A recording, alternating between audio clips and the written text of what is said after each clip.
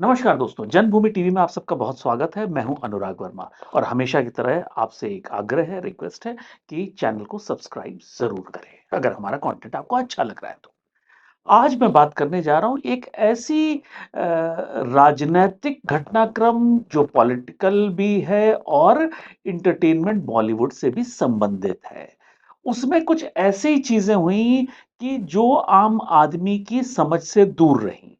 उसपे बहुत विश्लेषण कुछ सूत्रों से बात करने के बाद कुछ ऐसी चीजें निकल के आई हैं कि जो मुझे लगता है कि अपने दर्शकों के साथ शेयर करनी चाहिए। करीब आज से 3 साल पहले एक खबर आई कि सोनाक्षी सिन्हा जहीर इकबाल से शादी कर रही हैं। उनसे बहुत दिनों से उनका अफेयर चल रहा था, करीब 7 साल से बताया जा रहा है, और 2024 में उन्होंने शादी करी। उनका कोर्टशिप बहुत पुरानी थी, बहुत दिनों से चल रहा था। बीच बीच में खबरें भी आई और ये भी साथ में खबरें आती रहे कि शत्रुघ्न सिन्हा और परिवार इस शादी के अगेंस्ट है, बहुत ज्यादा अगेंस्ट है।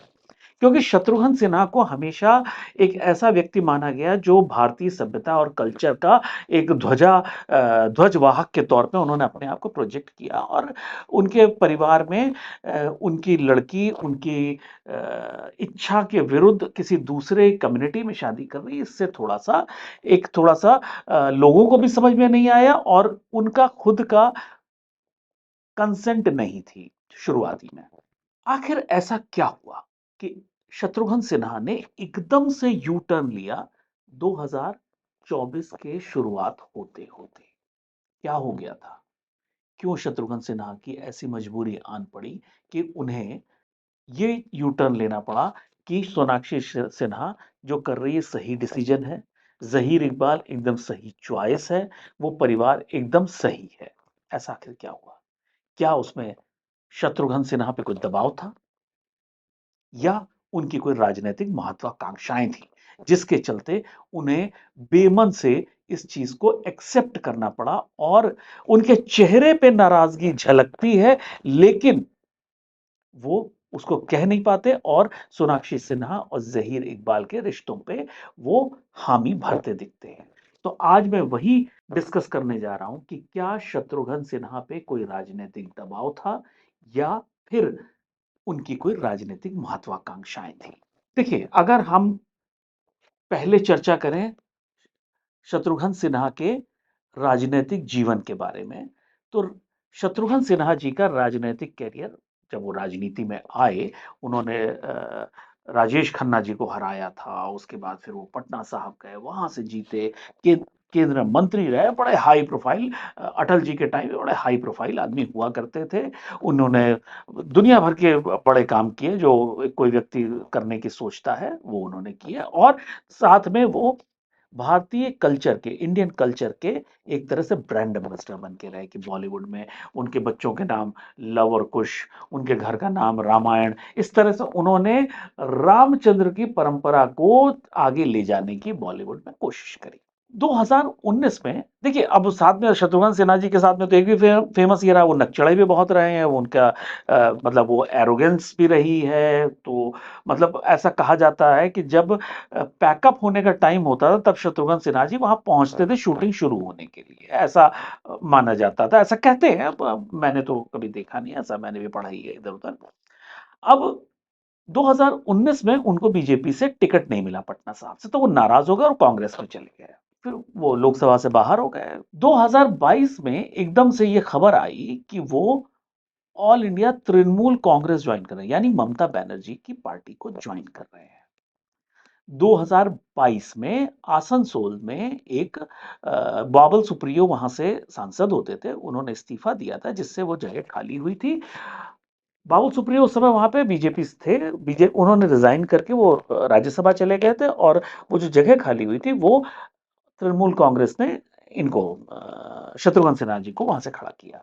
22 में वो सीट शत्रुघ्न सिन्हा जी जीत गए। अब मैं बताऊं, आसनसोल एक ऐसी सीट है जहां पे मुस्लिम मतदाता या अल्पसंख्यक मतदाता का जो शेयर है वो ऐसा है कि वो सांसद बनाता भी नहीं है और बिगाड़ता भी नहीं। यानी मुस्लिम मतदाता जो है वो ये गारंटी नहीं करता है, लेकिन वो हेल्प करता है वहां के टीएमसी के या सीपीएम के या कांग्रेस के कैंडिडेट को कि वो जीत सके, लेकिन वहां पे हिंदू मतदाता का एक शेयर भी चाहिए होता है।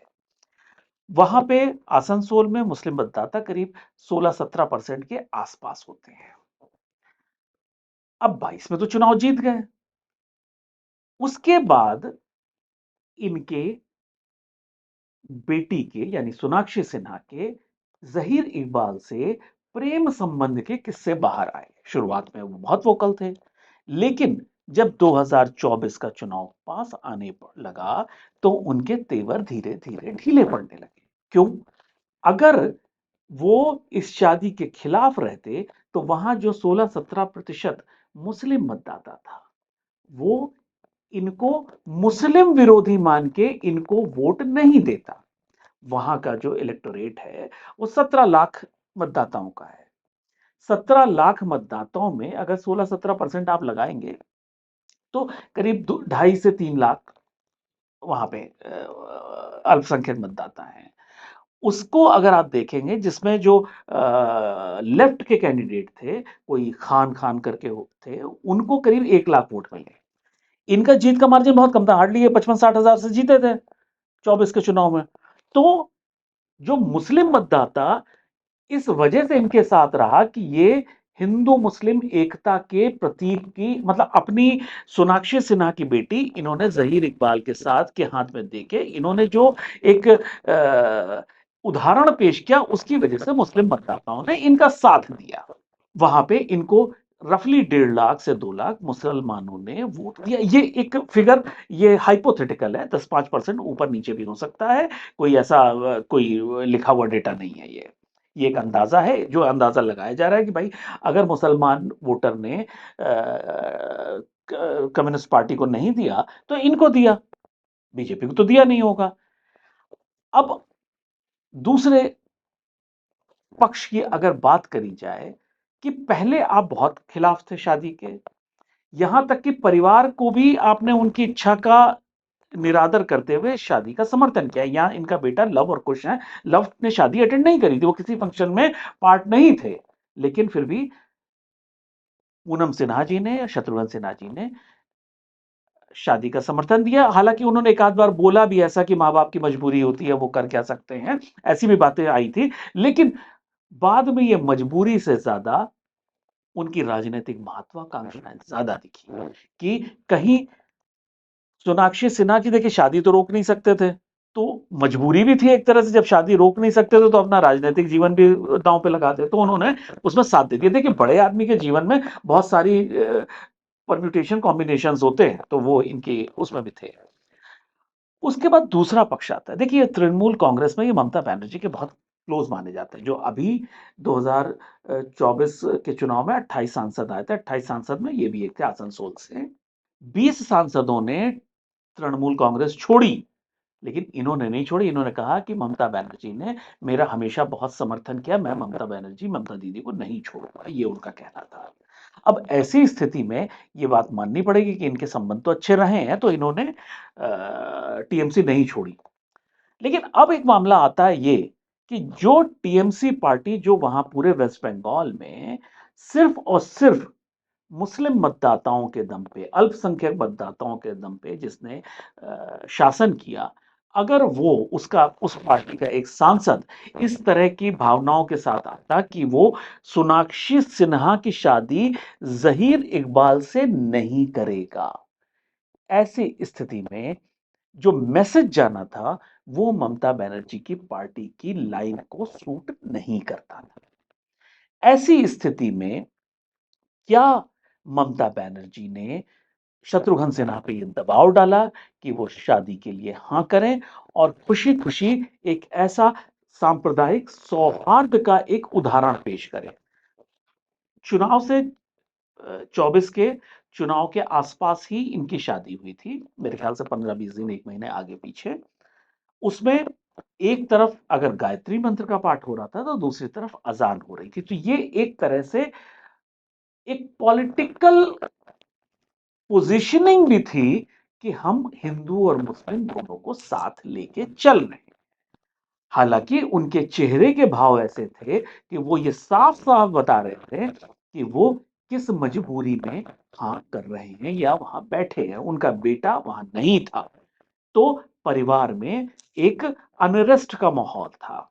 इसमें एक एंगल और भी बहुत इम्पोर्टेंट है, वो है ज़हीर इकबाल के पिताजी। ज़हीर इकबाल के जो पिताजी हैं, इकबाल रतन सिंह उनका नाम है, वो जो है फ़िल्म फाइनेंसिंग के भी बिज़नेस में हैं। उनका रियल एस्टेट में एक बड़ा नाम है, अच्छे रियल एस्टेट कंपनी है, बिल्डिंग्स बनाना और बिल्डिंग बनाना इस टाइप का वो काम करते हैं। उन्होंने ये कहा कि ये शादी जो हुई है, इसमें कोई धर्म परिवर्तन नहीं किया है, ना सोनाक्षी ने, ना अ, उनके बेटे ने। उनका ज्वेलरी का भी बहुत बड़ा बिज़नेस है, बड़े बड़े कारोबारी हैं। उनके भी बॉलीवुड से बहुत अच्छे संबंध हैं। बॉलीवुड से अच्छे संबंध इसलिए हैं, वो सलमान खान के बड़े करीबी माने जाते हैं। सलमान खान ने एक बार बोला था कि इकबाल रतन सिंह उनके फाइनेंसर रहे हुए हैं और उनका कुछ उधार जो उन्होंने अपने स्ट्रगल के दिनों में, स्ट्रगल क्या, वो कोई छोटे-मोटे आदमी नहीं है कि स्ट्रगल उन्होंने जीवन में किया हो। वो सलीम खान जी के बेटे हैं। मतलब उन्होंने कभी कुछ उधार दोस्ती यारी वाला लिया हुआ वो आज तक लौटाया नहीं है। तो उनके सलमान खान से बड़े करीबी रिश्ते हैं। और कहने की जरूरत नहीं है कि सलमान खान ने कई मौकों पे शत्रुघ्न सिन्हा जी की भी बहुत मदद करी है। अगर मैं एक याद करूं तो सलमान खान ने एक शो किया था, शुरू करी थी, प्रोड्यूस किया था, शॉटगन शो टाइप के नाम से शायद होता था वो मुझे अभी बात करते-करते ध्यान आया, इसलिए मैंने गूगल नहीं किया हुआ है। मुझे याद है शॉटगन शो टाइप का कुछ होता था, जो show anchor Shatrughan Sinha ji TV पे कहते थे, जैसे कपिल शर्मा शो की तरह है, वो थोड़ा सीरियस शो होता था। तो उस समय मूवीज़ में शत्रुघ्न सिन्हा का बहुत अच्छा समय नहीं चल रहा था, तो उस समय सलमान खान ने इनकी मदद करी थी। यहाँ तक कि सोनाक्षी सिन्हा को भी ब्रेक जो है दबंग में सलमान खान ने ही दिया था। तो सलमान खान के बड़े इन पे, इनके साथ बहुत इनके फेवर्स रहे हैं, एहसान रहे हैं, तो वहां से भी दबाव हो सकता है। तो ये 3 ऐसे कारण रहे हैं जिसमें एक सूत्रों के मानने और जो अगर 2 प्लस 2 इज इक्वल टू 4 करें तो ये समझ में आता है कि सोनाक्षी और जहीर इकबाल की जो शादी है वो शत्रुघ्न सिन्हा जी ने खुशी से ज्यादा दबाव में उसकी हाँ करी है। और जब भी शत्रुघ्न सिन्हा जी ऐसे मौके पर होते हैं जहां पे सोनाक्षी से रिलेटेड कोई बात होती है तो उनके चेहरे पे दर्द दिख जाता है।